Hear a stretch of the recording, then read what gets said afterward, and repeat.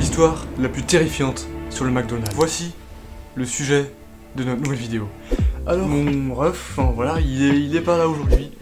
Il est un peu malade et donc je vais devoir présenter tout seul. Oh, t'aurais pas vu le paquet de chips? Il est là. Ah, merci. Vas-y, ciao. Ciao. Je vous le disais. Bonne vidéo. Merci. Donc, voilà, il est très malade, comme je vous le disais. Il tousse, il est vraiment... Voilà, très très malade. Donc, notre histoire du jour se nomme Un homme étrange au McDonald's. On va commencer. On est en Alsace, c'est Noël. Les festivités attirent de nombreux touristes venus voir les décorations, tel le fameux sapin de Noël de Strasbourg. Donc, Émilie est une fille assez introvertie et timide de 25 ans. Elle va travailler au McDonald's pour se payer la fac durant les vacances de Noël. Elle vient de commencer son service, il est 10h30. Ses collègues la mettent tout de suite à l'aise, car elle paraît assez gênée et elle n'est pas très rassurée. Marcus est le pionnier du groupe.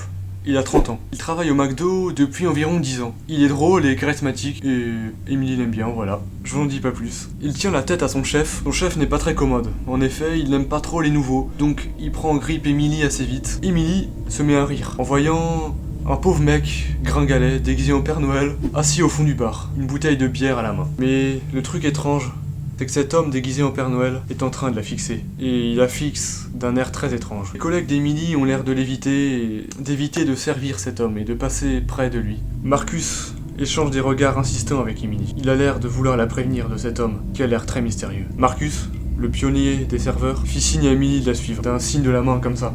Viens. Ils sont tous deux dans les toilettes du McDo, seuls.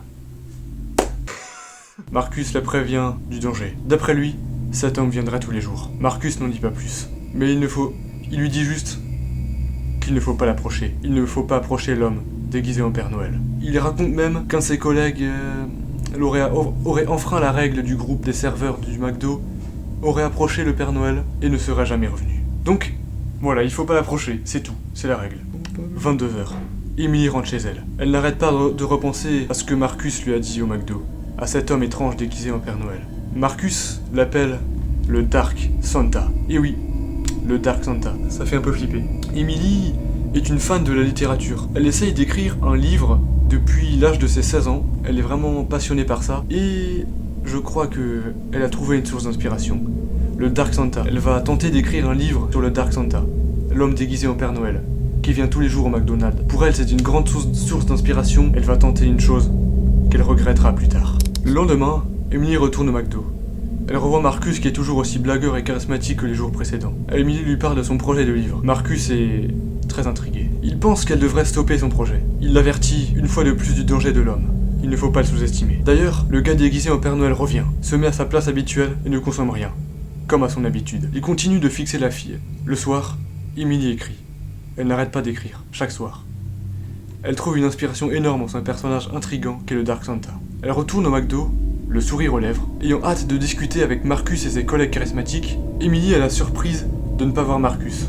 Les autres ont l'air assez inquiets. Ils n'ont pas eu de nouvelles de Marcus pendant tout le week-end. Ce jour-là, Dark Santa n'est pas présent. Il ne vient pas s'asseoir à sa place habituelle et ne vient pas fixer Émilie. Émilie rentre. Elle est mélangée entre un sentiment d'appréhension et d'excitation. Elle tenait en effet une nouvelle idée pour son roman, la disparition de Marcus, l'élément déclencheur de son intrigue. Mais c'est le lendemain que tout bascula.